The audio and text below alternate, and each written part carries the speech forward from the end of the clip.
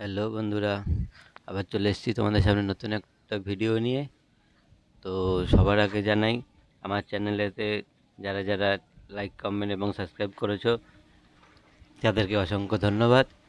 এবং আজকে যে বিষয়টা নিয়ে আলোচনা করব সেটা হলো গিয়ে সাদা অপরাজিতা গাছের পরিচর্যা, কারণ এটা সমস্ত ছাদ বাগানীদের কাছে কাছে থাকে। তো সেই বিষয় নিয়ে আজকে আলোচনা করব। তো আমার এই গাছটা দেখতে পাচ্ছ, আমার এই গাছটা আগের বছরে লাগানো, মানে এটাকে দানা থেকে তৈরি করেছিলাম। তো এই বছরে গরমের মাঝামাঝি টাইম এখন।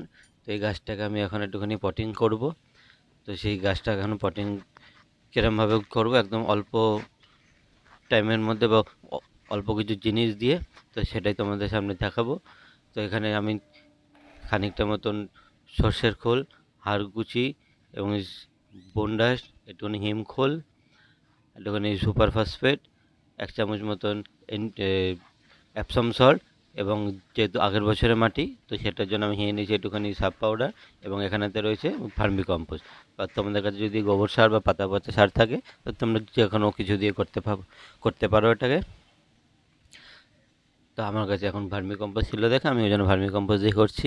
তো আমার এই খোলটা একটুখানি দানা দানা আছে, কারণ এটাকে এখন অব্দি গুঁড়ো করা হয়নি। তো চলো, তো ভিডিওটা স্টার্ট করা যাক। তো এবার আমি এই মাটিটাকে একটুখানি আলগা করে নিচ্ছি, যেন গাছটার কোনো রকম ক্ষতি না হয়। তো সেখানে যেন এরকম একটা লোহাটা শিক টাইপের একটা কিছু দিয়ে, বা তোমাদের কাছে যা থাকবে ওটা দিয়ে এই গামলার চারিপাশটাকে মাটিটা একটু আলগা করে নিলাম। তো দেখো গাছটা কত সুন্দরভাবে উঠে এসছে। তো এইবারে আমি এই মাটিগুলোকে পুরো কাটাই ছাঁটাই করব, কারণ এই ধারে যত এক্সট্রা মাটিগুলো আছে এগুলোকে আমি ফেলে দেবো। কারণ এই মাটিগুলো ছাড়িনি আমি, কিন্তু আবার এই মাটিটার মধ্যেই আবার এই মাটিটাকে যেন আবার পুরাতন জান যেন ফিরে পায়, সেই কারণে যেন আবার এই মাটিটাকে আবার নতুন করে তৈরি করব।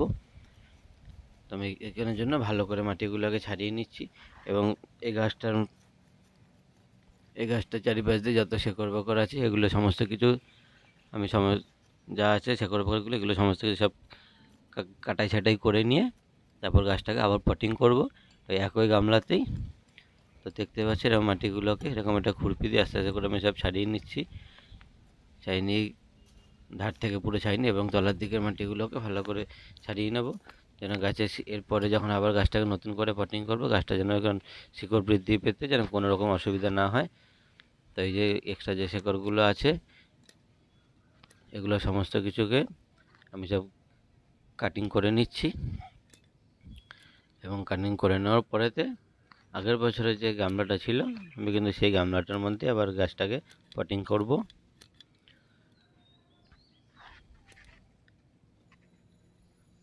গাছটার মধ্যে অল্প, মানে খুব বেশি গাছের গোড়াগুলো নেই, অল্প স্বল্প আছে।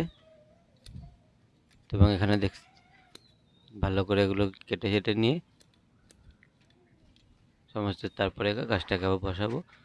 আর আর যারা নতুন এই ভিডিওটা দেখছো, আমার এই সর্বঘটের কাঠালি করা ইউটিউব চ্যানেল, এটাকে তাড়াতাড়ি সাবস্ক্রাইব করতে হবে, এবং সাবস্ক্রাইব করে পাশে থাকা বেল আইকনটাকে প্রেস করে দেবে, যেন এরপরে আরও নতুন নতুন ভিডিও যখন ছাড়বো যেন সবার প্রথম যেন তোমাদের কাছে পৌঁছে যায়। তো চলো আবার স্টার্ট করা যাক।